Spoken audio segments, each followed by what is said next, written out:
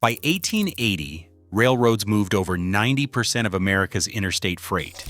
They were not just transportation, they were the entire economy. So why did some of the wealthiest rail companies in the country spend millions to ensure new lines were never built? Why would a railroad pay to kill its own industry? The answer is not madness. It is monopoly. Vanderbilt, Gould, and Harriman turned this into an art form, quietly deciding which towns would prosper and which would disappear. To understand how, you first need to grasp just how much of American life rode on a single set of tracks. In the last decades of the 19th century, the United States became a nation bound by steel. By 1880, railroads hauled more than 90% of all interstate freight, moving everything from wheat and coal to mail and machinery. A factory in Chicago could ship goods to New York in just 3 days by rail, a journey that would take nearly 2 weeks by wagon and river. This speed and reach made the rails the backbone of American commerce, turning distant markets into neighbors and small towns into potential boom towns overnight. The promise of a rail connection became a matter of survival for communities across the country. Investors, land speculators, and local governments poured money and hope into attracting the next line. Census tables from the era show that towns with rail access grew 2 or 3 times faster than those left stranded. In the Midwest, a new depot could mean the difference between prosperity and decline. For farmers, merchants, and manufacturers, railroads set the price of everything they bought and sold, and even determined whether their goods could reach a buyer at all. This dependence ran deeper than just shipping costs. Railroads dictated the flow of information, the location of banks, and the fate of entire regions. A single company's decision to lay or not lay track could erase a town from the map. In the shadow of the tracks, real estate prices soared or collapsed. In Fresno, California, land values jumped by more than 40% after the Southern Pacific built a main line through the city. Just a few miles away, Visalia watched its property values stagnate when a proposed spur was quietly abandoned. In places like Corinne, Utah, the hope of becoming a rail hub vanished overnight, and the population dwindled as families moved to better connected towns. For the railroad barons, Vanderbilt, Gould, and Harriman, this imbalance of power was both a weapon and a temptation. The logic was cold and simple. If a rival line could threaten even a fraction of their freight revenue, it made financial sense to spend millions of dollars to stop it before a single rail was laid. The stakes were not just corporate profits, but the fate of entire communities. In a world where a single set of tracks could decide who thrived and who vanished, the calculus of monopoly became the engine behind America's greatest infrastructure paradox. Inside the boardrooms of America's great railroads, a new phrase began to circulate in the 1880s: strategic denial.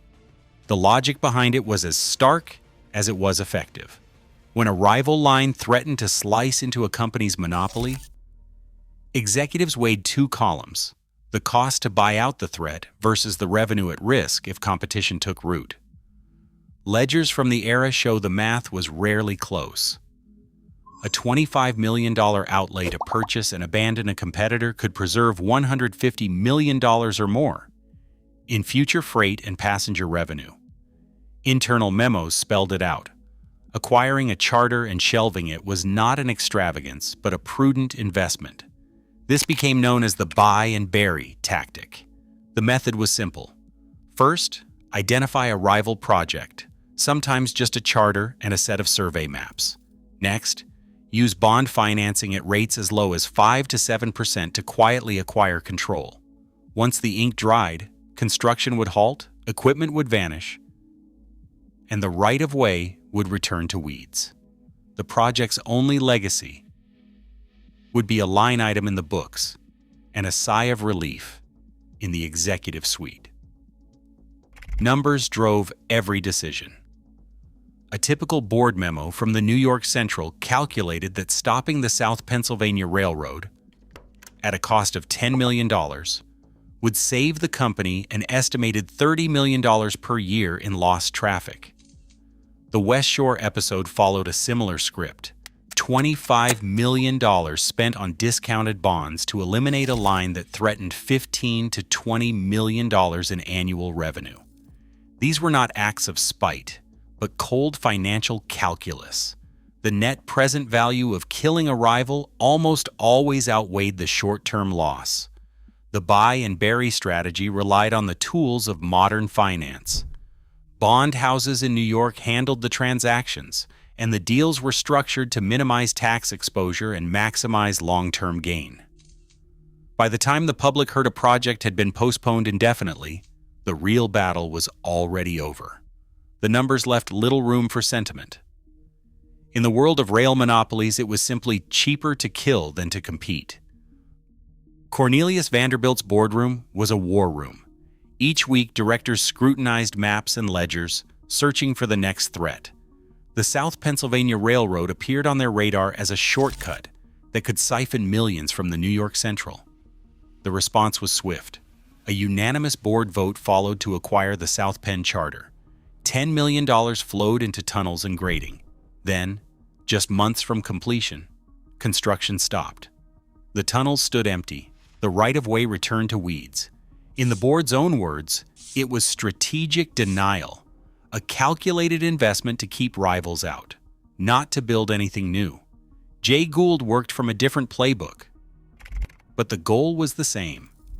In the Erie Railroad battles of the 1870s, Gould bought up distressed stock, sometimes snapping up over 30% of shares in a matter of months. His aim was not just to control the line, but to undercut competitors by flooding the market and driving down prices. Gould's ledgers reveal a cycle. Buy, strip assets, sell back at a profit, and repeat. Newspapers called the Erie the Scarlet Woman of Wall Street, but for Gould, it was simply business. He forced cities to reroute freight, and dock facilities shifted to match his new alignments. Every share purchased was another lever for monopoly. E. H. Harriman, a generation later, favored consolidation over sabotage. His strategy was less about killing lines outright and more about folding them into a coast-to-coast empire. In 1901, he orchestrated the merger of the Southern Pacific into a holding company, creating a transcontinental network under his control. Harriman's board filings detail the absorption of smaller lines, the elimination of redundant terminals, and the quiet burial of rival spurs that could threaten his main corridors. The logic was relentless. Every acquisition tightened his grip on the national map. 3 men, 3 methods, charter buyouts, stock raids, and corporate mergers, all aimed at the same outcome: protect the monopoly, bury the rival, and shape the geography of prosperity and decline. Their tactics set the stage for the human stories that followed, as towns waited for tracks that would never come. Corinne, Utah, once called itself the gateway to the Northwest. In 1870, the town's boosters printed glossy brochures promising a future as the region's rail hub. The pamphlets spoke of grain elevators, warehouses, and a riverfront bustling with steamboats and freight cars. By 1880, Corinne's population had climbed to 1,200, enough to fill 2 churches and a schoolhouse, with businesses lining Main Street and new families arriving each spring. A letter from resident Mary Ellen Watson, dated March 1881, described the sense of anticipation. She wrote that they were told the new line would bring them a depot and daily trains. There was talk of a bank, and the merchants were ordering more stock than ever. Then everything stopped. The planned rail connection, surveyed, mapped, and celebrated, was quietly abandoned. The project's backers had accepted an offer from a larger railroad, and construction halted before a single rail reached the town. Notices in the local paper shrank from front-page headlines to terse updates. No word yet from the company. Months passed. the depot remained an empty promise. Within 2 years, the cost of that decision became impossible to ignore. The population fell from 1,200 to just 380.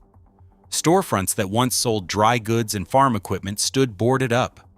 Census records show more than half of Corinne's businesses closed between 1882 and 1884. In a letter to her sister, Mary Ellen wrote that families were leaving for Ogden. The school was nearly empty. She said she feared they would be left behind. The town's fate was sealed not by drought or disaster, but by a decision made in a distant boardroom. The right-of-way grew over with weeds. Land that once sold for $12 an acre could not fetch $3. What remained was a sense of loss. A community built on the promise of connection left to dwindle when that promise was withdrawn. Corinne's story is echoed in dozens of towns across the West, each one a reminder that behind every abandoned rail project lies a ledger, a calculation, and a choice that reshaped lives overnight. On the map of California's Central Valley, the distance between Fresno and Visalia is barely 40 miles. Yet by the turn of the 20th century, the gap between their destinies was vast, a difference measured not in geography, but in the logic of the rails. When the Southern Pacific surveyed its main line in the 1880s, both cities vied for a place on the route. Fresno secured the tracks, the depot, and the promise of connection. Visalia, despite early surveys and local investment, watched as its proposed rail line was quietly bought out and shelved. The Southern Pacific paid over $2 million to acquire the Visalia spur, then left it as nothing more than a line on a surveyor's map. The consequences unfolded in slow motion. Land ads in Fresno boasted of rail access, and property values surged by more than 40% in the decade after the depot opened.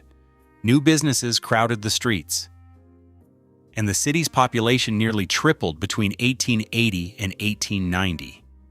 In Visalia, land prices stagnated, census records show growth flatlined, and merchants who had banked on the railroad's arrival faced dwindling prospects. The difference was systemic, not accidental. Across the country, these patterns repeated. The towns that won the rails became magnets for banks, factories, and schools. Those left behind often never recovered. The case of Fresno and Visalia made clear that private railroad decisions could redraw the map, deciding not just the fate of cities, but the economic trajectory of entire regions. As these disparities deepened, calls for federal oversight grew louder, setting the stage for a new era of regulation. Federal oversight arrived in 1887 with the creation of the Interstate Commerce Commission, the first national body charged with regulating the railroads. The law that launched the ICC, the Interstate Commerce Act, aimed to curb the worst abuses, unfair rates, secret rebates, and discrimination against small shippers. But it stopped short of tackling the deeper logic of monopoly. The ICC had no power to block the purchase or burial of rival charters. It could not prevent a railroad from quietly buying up a competitor's bonds, shelving the project, and leaving entire towns stranded. Instead, the Commission's early mandate focused on transparency. Railroads were required to file detailed reports on bond transfers, acquisitions, and construction progress.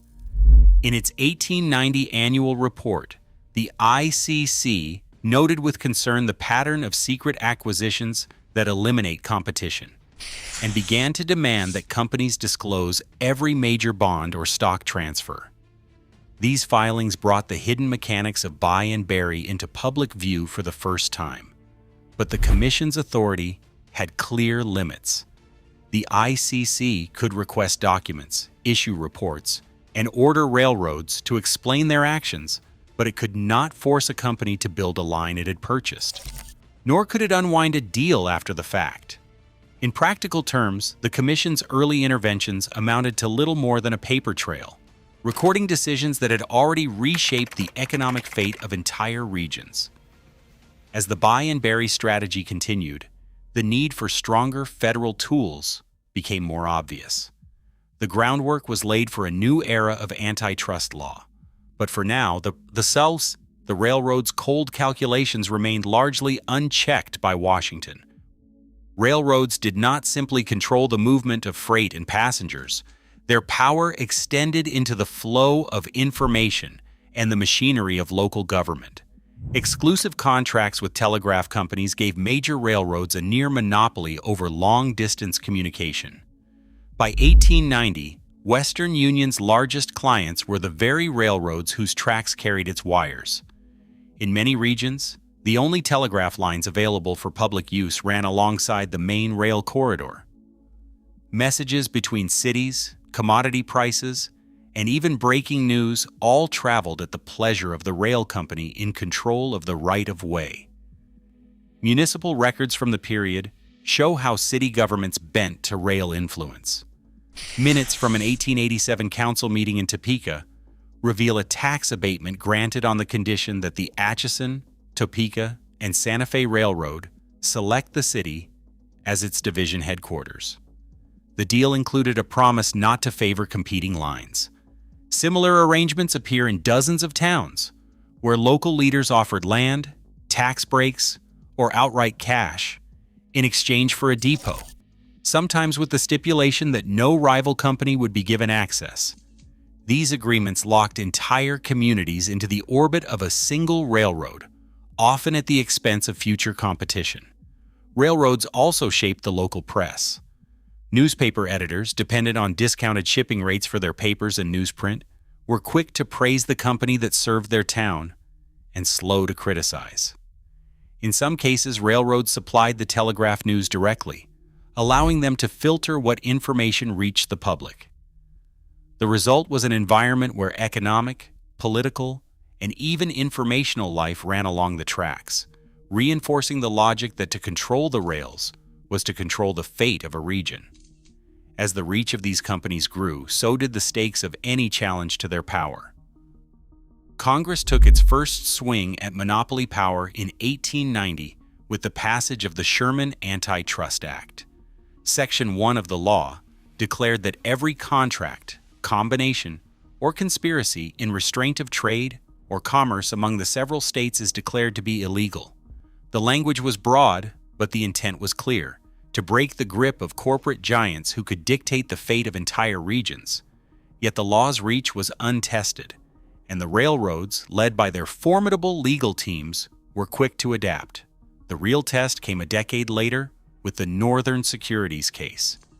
In 1901, E. H. Harriman and James J. Hill joined forces to create the Northern Securities Company, a holding firm that quietly gained control of the Great Northern, Northern Pacific, and Chicago, Burlington, and Quincy railroads.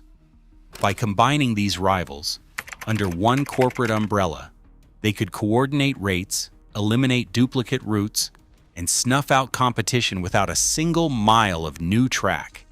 The effect was the same as buy and bury, but wrapped in the legal fiction of a holding company. The federal government challenged this arrangement, and in 1904, the Supreme Court delivered its verdict in Northern Securities Company versus United States, 193 U.S. 197. The court ruled that the consolidation violated the Sherman Act, calling it an illegal restraint of trade. Justice Holmes wrote in dissent, but the majority opinion forced the breakup of the holding company and set a precedent that combinations designed to suppress competition, whether by buying rivals or merging them out of existence, were unlawful. Railroad Counsel responded with new tactics. Instead of direct mergers, companies shifted to looser alliances, stock pools, and contractual agreements that skirted the letter of the law. The holding company workaround became the new front in the battle between federal regulators and the rail empires. Each legal advance was met with a fresh adaptation, as the logic of monopoly proved as relentless in the courtroom as it was on the rails. Today, the logic that once let rail barons buy and bury an entire region's future still echoes in debates over who controls vital infrastructure. Monopoly power remains coldly rational and legal, when profit eclipses public need. The question isn't just who lays the tracks, but who gets left off the map. The real story isn't about trains. It's about who decides who wins and who disappears.